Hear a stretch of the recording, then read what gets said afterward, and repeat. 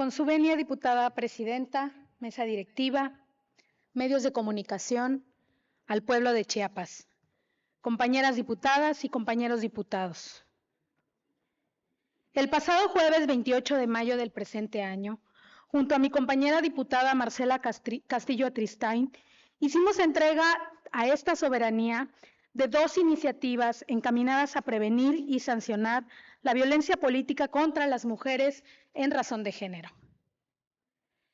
Dichas iniciativas fueron resultado de varios meses de trabajo y reflexión junto a compañeras de lucha con una trayectoria en materia electoral y de violencia política, la magistrada Magali Arellano Córdoba, la consejera Magdalena Vila y María Teresa Olvera de la Repare.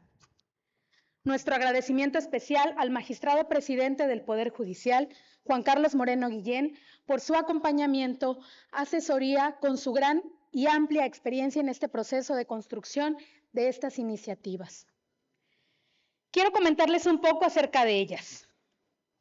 En la primera, proponemos adicionar un párrafo a la fracción 7 del artículo 38 de la Constitución Política de los Estados Unidos Mexicanos. Si bien no es nuestra facultad reformar la Carta Magna, sí lo es proponer al Congreso de la Unión realizar modificaciones a la misma de conformidad con el artículo 71, fracción tercera del mismo ordenamiento jurídico. Esta iniciativa pone en nuestras manos la oportunidad de cerrar la puerta que ha estado abierta demasiado tiempo, la puerta por donde violentadores entran a ocupar cargos de elección popular.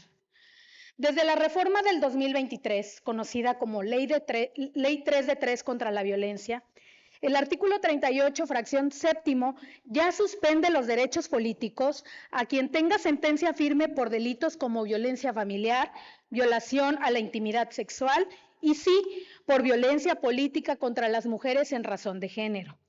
Ese fue un avance histórico. Por primera vez dijimos, quien violente a una mujer no puede representarla, pero la realidad nos rebasó.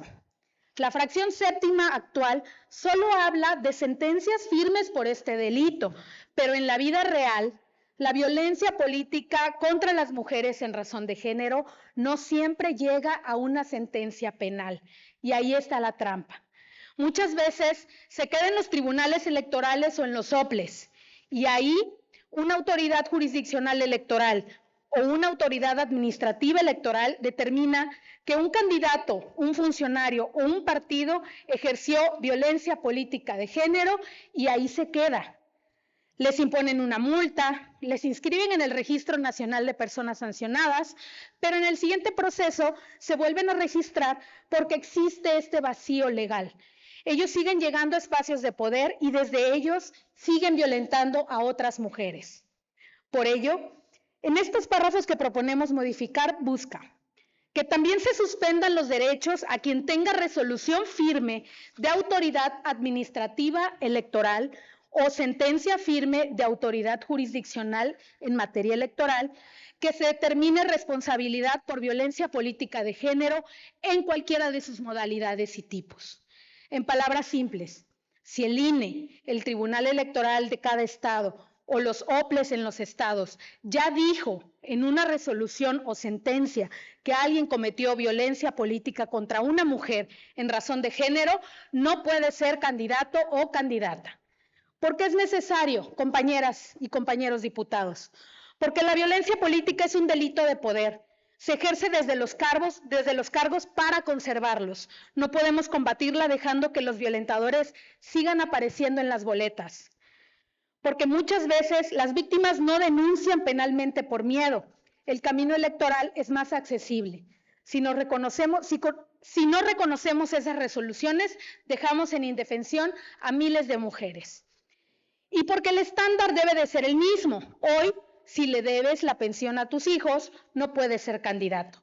Ahora, si eres violentador de mujeres en política, no debes de ser candidato. Si la reforma al 38 constitucional que estamos proponiendo es para evitar que los violentadores lleguen, la segunda iniciativa presentada va en relación a modificar nuestra ley de medios de impugnación en materia electoral del estado de Chiapas, para evitar que se queden cuando lleguen violando la ley. Hablar de nulidad de elección por violencia política de género es hablar de justicia completa, porque de nada sirve sancionar a un candidato o candidata si el resultado es que termina gobernando desde la violencia. Nuestra Ley General de materia de impugnaciones en materia electoral contempla como causal de nulidad de una elección que se acredite violencia política de género.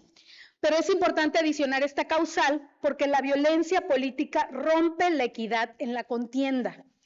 No hay piso parejo cuando a una candidata la amenazan, la calumnian por ser mujer, le esconden las prerrogativas, la obligan a renunciar o usan su imagen para sexualizarla.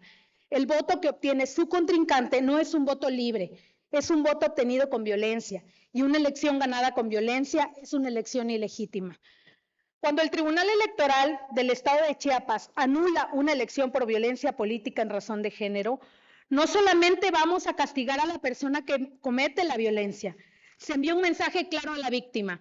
El Estado reconoce que te quitaron tu derecho a competir en igualdad y se le dice a la ciudadanía, no vamos a validar un poder que nació de la agresión. Saber que puedes perder todo, que tu constancia de mayoría no vale si violentaste, obliga a las y los actores políticos a medirse. La nulidad es la sanción más fuerte del derecho electoral y debe de usarse cuando se atenta contra el derecho humano de las mujeres a participar en política en ambientes libres de violencia.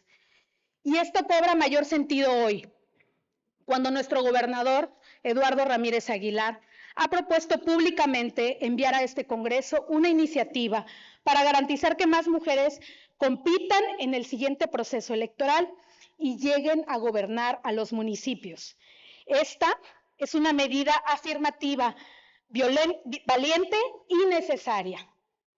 Pero seamos claros, estamos mandando a las mujeres a competir en un terreno con reglas escritas sin tomarnos en cuenta a nosotras y a la realidad que vivimos las mujeres en la campaña, la violencia política en razón de género.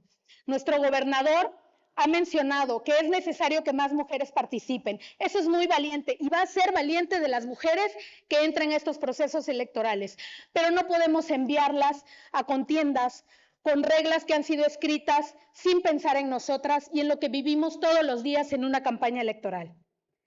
Esta iniciativa de nulidad es el complemento indispensable porque no solo abrimos la puerta para que las mujeres contiendan, sino que cerramos la puerta a quienes pretenden ganar violentando. ¿Paridad sin violencia o no es paridad? Ese es el estándar que Chiapas le debe a México. Compañeras y compañeros, hemos visto casos en municipios de Chiapas donde a las síndicas les arrebatan sus funciones, a las regidoras no las convocan o no las dejan revisar las cuentas públicas, a las candidatas las sustituyen con engaños y muchas veces el violentador gana la elección. Si no anulamos esas elecciones, estamos mandando un mensaje terrible, que la violencia sí es una estrategia electoral que funciona. Reformar el 38 es preventivo y aplicar la nulidad es correctivo. Ambas son necesarias y ambas son urgentes. Que este Congreso sea recordado por blindar la política chiapaneca contra la violencia hacia las mujeres, por las que están, por las que vienen y por las que ya no están porque la violencia las alcanzó. Es cuanto.